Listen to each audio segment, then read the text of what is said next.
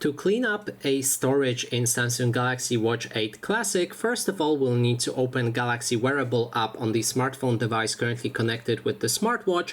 Now move down and select Watch Settings. Inside, you should be able to find Device Care right here. Now, if you click on it, you will see how much storage you have available. If you want to clean it, then click on the storage itself.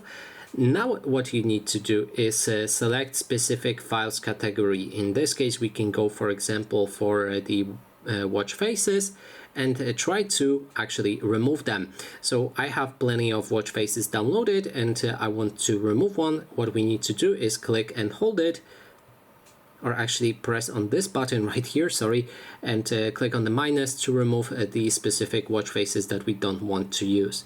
The same goes with the images. It will open your images, you can select them and then delete them. There's also audio files, you can remove them as well. There's apps, you can also remove them by clicking on the specific app, and then there's the uninstall button right there. And that is basically every file category that you can use on this watch. So that's how you can clear your storage. So thanks so much for watching.